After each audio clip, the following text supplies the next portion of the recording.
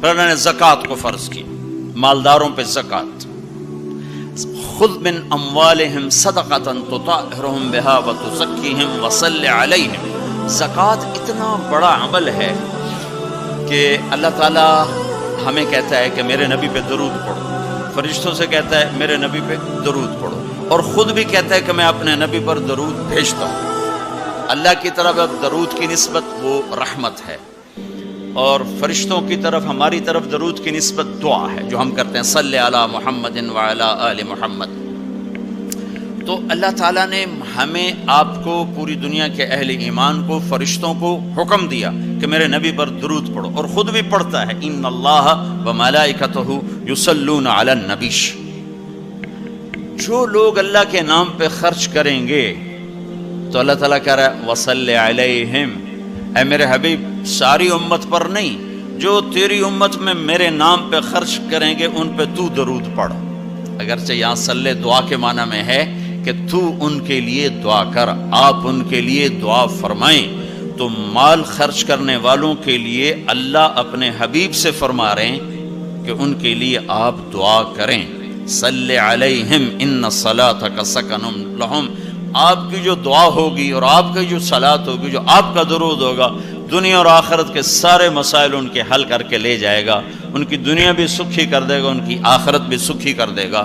تو اللہ تعالیٰ نے زکوٰۃ فرض کی، اور بہت تھوڑی فرض کی. پہلی امتوں پر تھی 100 میں 10 روپے، اور ہماری ہے 100 پہ 2.5 روپے. اور اتنا فضل فرمایا کہ پورا سال پیسہ پڑا رہے، پھر کہا اس میں سے 2.5 روپے دے دو، 2,500 دے دو. اگر استعمال ہو جائے تو کوئی سال سے ایک دن پہلے اگر وہ مال خرچ ہو گیا ہے تو زکوٰۃ ختم ہو گئی. اور 82 دفعہ قرآن میں مال خرچ کرنے کا حکم آیا، 82 دفعہ. اور اللہ تعالیٰ نے ترغیب دی ہے کہ مالدار فقیروں پہ خرچ کرے. پھر اللہ تعالیٰ نے فقیروں کو ترغیب دیا کہ تم بھی جتنی وسعت ہو خرچ کیا کرو. میرے نبی نے ترغیب دی، سبق درہم 100,000 درہم. 1 روپیہ اللہ کے نام پہ خرچ کرنا 1 لاکھ روپیہ خرچ کرنے سے بڑھ گیا. تو صحابہ نے عرض کی وہ کیسے بڑھ گیا؟ تو آپ نے کہا ایک آدمی کے پاس 2 روپے، ایک آدمی کے پاس کروڑوں روپے. جس کے پاس 2 روپے تھے اس نے 1 روپیہ اللہ کے نام پہ دے دیا، اور جس کے پاس کروڑوں تھے اس نے 1 لاکھ دیا. جس نے 2 میں سے 1 دیا اس نے اپنے مال کا آدھا حصہ دیا. جس نے 1 لاکھ دیا اس نے اپنے مال کا کوئی 1000واں حصہ دیا. جب تولا جائے گا تو 1 روپے کا وزن 1 لاکھ سے بڑھ جائے گا.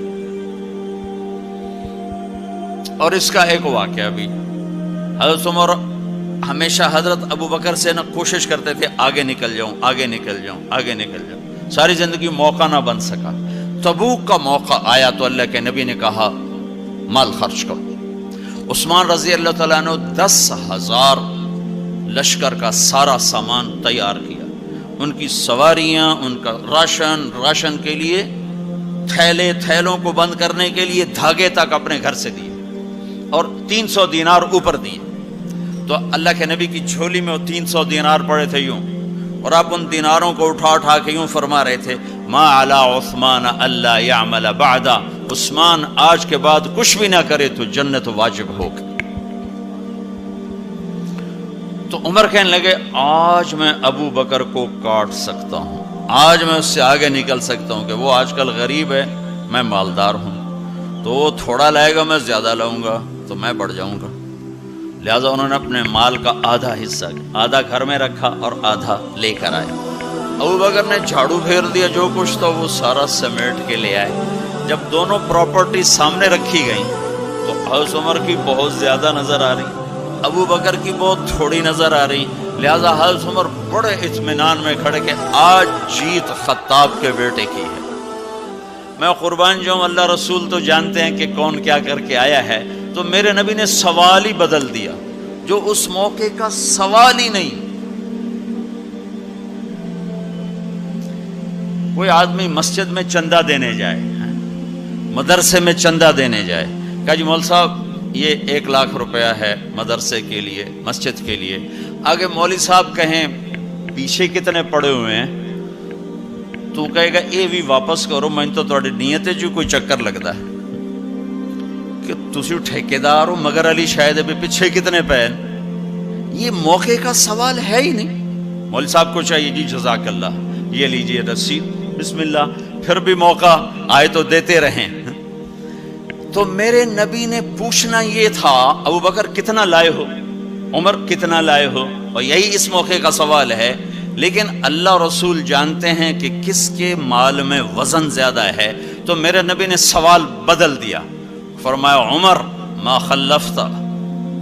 واہ واہ، عمر پیچھے کیا چھوڑ کے آئے ہو؟ تو حضرت عمر تو وہیں دھڑم ہو گئے گا، با میں گیا. سوال سے ہی وہ پتہ چلے گا، با میری کلی اڑ گئی وکٹ. عمر ما خلفتا یا ما ترکت لأہلک، یہ دونوں الفاظ ہیں. پیچھے گھر والوں کے لیے کیا چھوڑا؟ تو پہلے حضرت عمر بڑے جوش میں کھڑے تھے، پھر ایک دم ڈھیلے ہو گئے. کہنے با جی آدھا چھوڑا ہے آدھا لایا.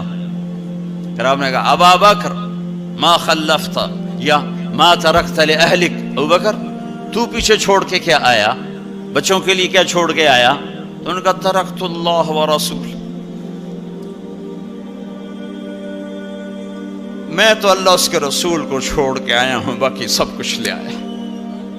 تو اس پر عمر کہنے لگے ابو بکر میں نہیں تجھ سے آگے بڑھ سکتا، کوئی بھی تجھ سے آگے نہیں بڑھ سکتا. اور اگلی سنو،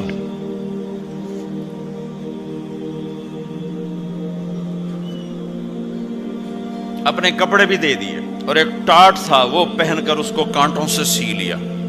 تو جبریل آئے، کہنے لگے یا رسول اللہ، اللہ تعالیٰ پوچھ رہے ہیں کہ ابو بکر نے یہ ٹاٹ کیوں پہنا ہوا ہے؟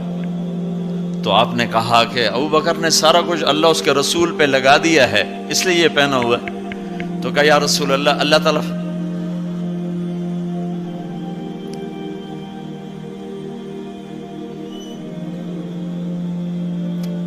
تعالیٰ فرما رہے ہیں ابو بکر سے پوچھو مجھ سے راضی تو ہے، مجھ سے راضی تو ہے، اس فقر میں مجھ سے راضی ہے؟ میں تو اتنا سفر کر کے آیا ہوں، حالانکہ ابھی 4 دن پہلے میں 12 ملکوں کا 10 ملکوں کا سفر کر کے ہوں، ساری ہڈیوں میں درد ہے. میں اس لیے آیا ہوں کہ چلو کوئی بخشش کا بہانہ مل جائے، کوئی بخشش کا بہانہ مل جائے، اللہ راضی ہو جائے.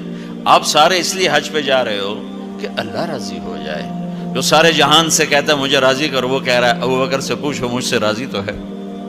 تو آپ نے کہا ابو بکر تیرا رب تجھے سلام بھی کہہ رہا ہے اور پوچھ رہا ہے کہ راضی ہو. تو ابو بکر کی چیخیں نکلی، میں اپنے رب سے راضی، میں اپنے رب سے راضی، میں اپنے رب سے راضی. میرے بھائیو بہنوں، زندگی ایسے گزار کے مرو کہ اللہ کو ملے تو اللہ خوش ہو کے مل رہا. ایسے نہ مرو کہ اللہ کی بارگاہ میں پیش کیے جا رہے ہوں مجرم بن کر، قیدی بن کر. تو اللہ اس کے رسول نے مال لگانے پر زور دیا. اللہ چاہتا تو سب کو مال دے دیتا، کسی کو فقیر کسی کو مالدار. مالدار کا شکر کا امتحان لیا، فقیر کے صبر کا امتحان لیا. کہ اللہ فقیر کا صبر دیکھے گا، مالدار کا شکر دیکھے گا. اور جب مالدار لوگ زکوٰۃ نہیں دیتے تو پھر عزتیں نیلام ہوتی ہیں. جب سب کچھ اپنے اوپر لگانے کا ذوق بن جاتا ہے اور اپنے ہی بڑے بڑے زیور، کپڑے، گھر، گاڑیاں. یہ بھی لاہور کا واقعہ ہے.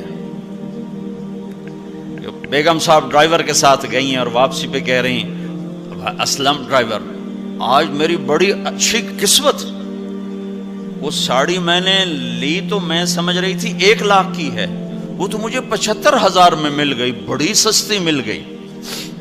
خوش ہو کے ڈرائیور کو بتا رہی. تیسرے دن ڈرائیور کے بیٹے کا بازو ٹوٹ گیا. وہ آ کر کہتا ہے صاحب جی میری تنخواہ میں تو اس کا علاج ہو نہیں سکتا، تو مہربانی کر کے کچھ میری مدد کر دیں، اس کا علاج ہو جائے. تو صاحب کہتے ہیں اسلم تمہیں پتہ تو آج کل کاروبار بڑا مندہ ہے، تو میرے پاس تو گنجائش نہیں، میرا ایک ڈاکٹر دوست ہے میں اسے فون کر دیتا ہوں، وہ تمہاری مدد کر دے گا. جب اس طرح ہوتا ہے تو پھر ڈاکے، چوریاں، قتل و غارت شروع ہوتے ہیں. جب اس طرح ہوتا ہے تو مالداروں میں تکبر پیدا ہوتا ہے اور غریبوں میں ظلم پیدا ہوتا ہے۔ تو زکوٰۃ ایک بہت بڑا عمل ہے۔ 2.5% تو فرض ہے، اور زکوٰۃ دینے والا سخی نہیں اللہ کی بارگاہ میں، ہاں بخیل بھی نہیں، سخی بھی نہیں ہے، بخیل بھی نہیں، یعنی وہ بخل کے ملک سے نکل آیا ہے اور سخاوت کے ملک میں انٹری نہیں ہوئی۔ 2.5 روپے پہ 1 پیسہ بھی اوپر خرچ کرے گا تو اب سخیوں میں آ گیا، پھر جتنا بڑھتا جائے گا اتنا آگے بڑھتا جائے گا۔ اور اللہ نے فرمایا مجھے میری عزت کی قسم، جنت الفردوس میں بخیل داخل نہیں ہو سکتا۔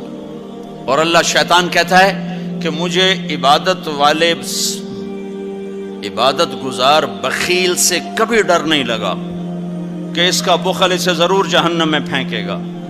نافرمان سخی سے ہر وقت ڈرتا رہتا ہوں کہ اس کی سخاوت کب اسے جنت میں پہنچاتی۔ آپ نے سامری کا نام تو سنا ہوا ہے، قرآن میں بھی ہے، جس نے موسیٰ علیہ السلام کی قوم کو گائے کے بچے کی پوجا پہ لگا دیا، بچڑے کی۔ اللہ نے کہا سب کو قتل کرو، سارے پکڑے گئے، قتل کیے گئے، سامری بھی آ گیا۔ موسیٰ علیہ السلام نے کہا قتل کرو، جبریل آ گیا۔ موسیٰ، اللہ تعالیٰ کہہ رہے ہیں اسے قتل نہ کرو، یہ اپنی موت آپ مرے گا۔ تو موسیٰ علیہ السلام کہنے لگے جو سارے کفر کا سبب بنا، اسے کیوں چھوڑ رہے ہیں؟ تو اللہ تعالیٰ نے کہا سخی ہے، سخی کو قتل کرنا مجھے اچھا نہیں لگتا، چھوڑ دو، اپنی موت آپ مر جائے گا۔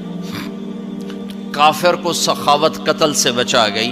جب ایمان والا کوئی مرد عورت سخی ہوگا تو اللہ کی بارگاہ میں کیسے اونچے مرتبے لے کر جائے۔